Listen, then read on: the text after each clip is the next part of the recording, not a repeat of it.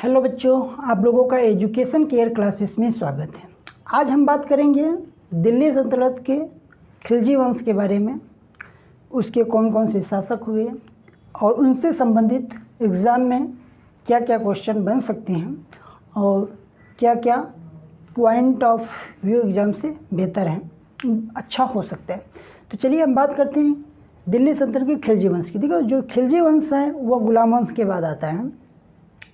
इसका जो time period होता है वो क्या होता है आपका 1290 से लेके 1320 तक। इसका जो टाइम पीरियड होता है क्या होता है 1290 से लेके 1320 तक। यह लगभग 30 वर्ष तक क्या था, अपने अस्तित्व में रहा।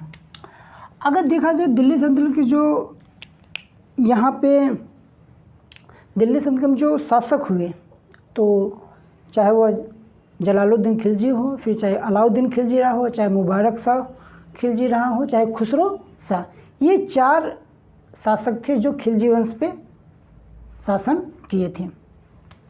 अगर देखा जाए, चलिए आइए हम बात करते हैं जलालुद्दीन खिलजी। जो जलालुद्दीन खिलजी था यह गुलाम वंश को समाप्त करता है, यानी कि कैमूर्स की हत्या कर खिलजी वंश की स्थापना करता है। कौन?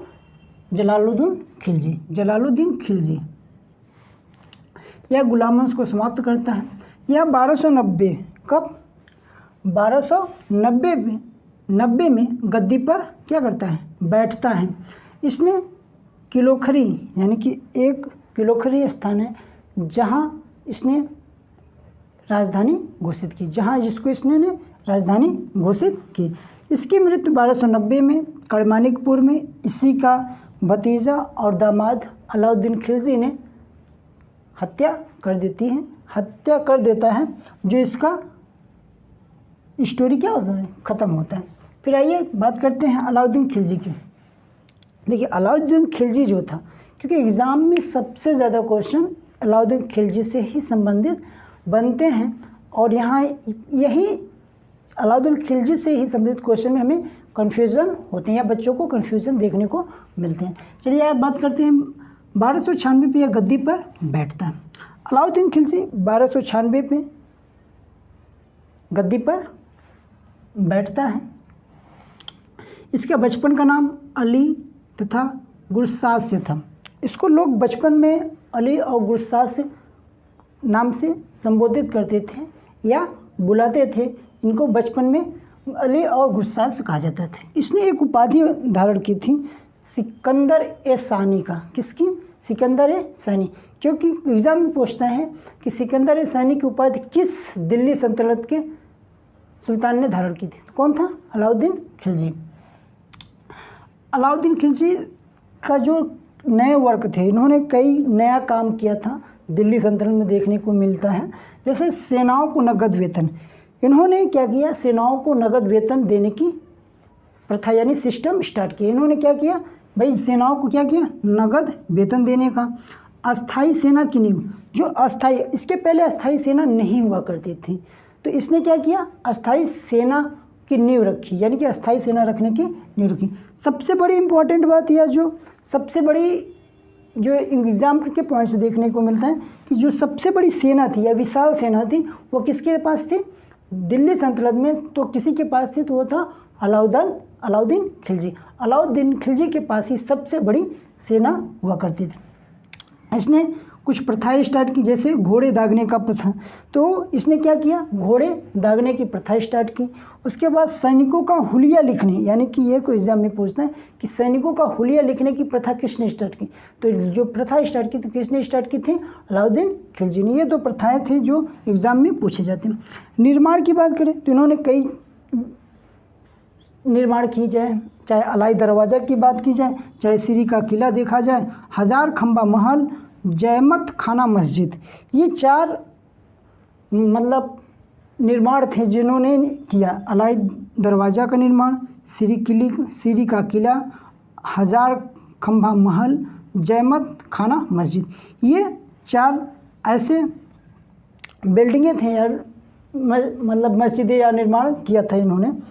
बाज़ार नीतियाँ, इन्होंने मूल्य नियंत्रण सिस्टम, इन्होंने क्या किया, बाज़ार को नियंत्रण करने की उन्होंने मूल्य नियंत्रण सिस्टम को लाया।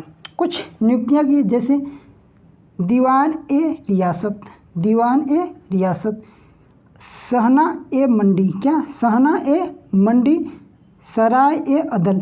ये क्या करते, दो स्थान, ये स्थान हुआ करते थे जहाँ पे मंडियाँ लगा करती थी, जहाँ पे लोग अपने अनाजों को ले जाकर क्या करते थे, बेचा करते थे। कुछ इम्पॉर्टेंट यहाँ से देख सकते हैं टैक्स के बारे में। वैसे तो कई टैक्स चल ही रहे थे, लेकिन इसने कुछ नए टैक्स लगाए थे, जैसे चराई कर और गड़ी कर। चराई कर क्या होता है, जो दुधारू गाय या भैंस हुआ करती थी उन पे लगाया जाने वाला टैक्स चराई टैक्स कहलाया जाता है। जो घर या झोपड़ियाँ हुआ करती थी उस पर लगाया गया टैक्स क्या, कौन सा टैक्स कहलाएगा, गड़ी टैक्स, यानी गड़ी कर कहलाया। अच्छा, मंगोलों का जो आक्रमण हुआ था, मंगोलों का जो आक्रमण हुआ सबसे ज़्यादा इसी के शासनकाल में, यानी कि अलाउद्दीन खिलजी के ही शासनकाल में मंगोलों का सबसे बड़ा आक्रमण हुआ था। मतलब सबसे अधिक बार आक्रमण हुआ था, वो था 6 बार, लगभग 6 बार मंगोलों ने इसके शासनकाल में आक्रमण किए थे। दक्षिण भारत की विजय की बात करें तो दक्षिण भारत ये पहला दिल्ली सल्तनत का शासक था या सुल्तान था जिसने विंध्याचल पर्वत को पार करते हुए दक्षिण भारत की ओर अपने साम्राज्य के विस्तार के बारे में सोचा और उसने करने का प्रयास किया। इसके लिए उन्होंने दक्षिण भारत की विजय के लिए मलिक कफूर एक इसका सेना नायक हुआ करता था, जिसको 1000 दिनार में खरीदा था, इसे 1000 दिनारी भी कहा जाता है। इसने क्या किया, दक्षिण भारत की विजय के लिए मलिक कफूर को भेजा और यहीं से दक्षिण भारत से ही एक रुद्रदेव शासक हुआ करता था दक्षिण भारत में, उससे कोहिनूर हीरा को लेके आया था जो दिल्ली सल्तनत में अलाउद्दीन खिलजी को दिया था। अगर देखा जाए तो 1316 ईस्वी में, जो 1316 ईस्वी में इसकी क्या हो जाती है, मृत्यु हो जाती है, यानी कि ये क्या हो जाता है, इस कहानी खत्म हो जाती है। इसके बाद आता है मुबारक शाह खिलजी। कौन आता है, मुबारक शाह खिलजी। जो मुबारक शाह खिलजी क्या, देखो एग्ज़ाम के पॉइंट से अगर देखा जाए तो इसके स्वयं को खलीफा घोषित करता है, ये एक उपाधि अपने आप में लेता है कि ये स्वयं को क्या करता है, खलीफा घोषित करता है। पॉइंट अगर देखा जाए तो निज़ामुद्दीन औलिया एक सूफी संत थे, निज़ामुद्दीन औलिया एक क्या थे, सूफी संत थे। इससे क्या था, मुबारक शाह खिलजी का टकरार था, मतलब ये विवाद था, इन दोनों में बीच में क्या था, विवाद था। एक नोट करने वाली बात क्या है कि नग्न स्त्री और पुरुष की संगत, जो मुबारक शाह खिलजी था इसको नग्न स्त्री और पुरुष की संगत पसंद थी। कभी कभी तो यह नग्न होकर दरबारियों के बीच जाके दौड़ा करता था। एक ऐसा सुल्तान था जो कभी कभी नग्न होकर दरबारियों के बीच जाके क्या किया करता, दौड़ा करता था। ये मुबारक शाह खिलजी से पॉइंटेड कुछ पॉइंट थे। खुसरो शाह खिलजी, देखो खुसरो शाह खिलजी जो था वह मुबारक शाह खिलजी का एक विश्वासी सेना नायक था, जो बाद में इसी की हत्या कर देते हैं। यह खिलजी वंश का अंतिम शासक था। जो खुसरो शाह खिलजी था यह खिलजी वंश का अंतिम शासक था।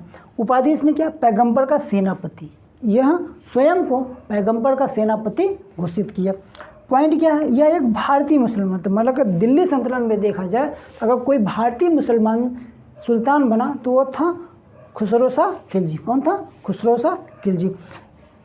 नोट ये देखना है इम्पोर्टेंट कि गाजी मलिक, एक गाजी मलिक जो गयासुद्दीन तुगलक आगे चल के बनता है, गाजी मलिक ने इसकी हत्या कर तुगलक वंश की स्थापना करता है और 1320 में इसकी क्या होती है, स्टोरी ख़त्म हो जाती है और यहीं से खिलजी वंश भी समाप्त हो जाता है। फिर तुगलक वंश की बात स्टार्ट होती है, तुगलक वंश स्टार्ट होता है, वो भी गयासुद्दीन तुगलक के नेतृत्व में। तो ये कुछ इम्पॉर्टेंट थे जो हमने खिलजी वंश से संबंधित पढ़ा। अगर ये कुछ पॉइंट अगर आपको हम डिनोट करें, जैसे देखो यहाँ पे इसने क्या क्या, जैसे इसने उपाधि क्या दी, सिकंदर साइनी।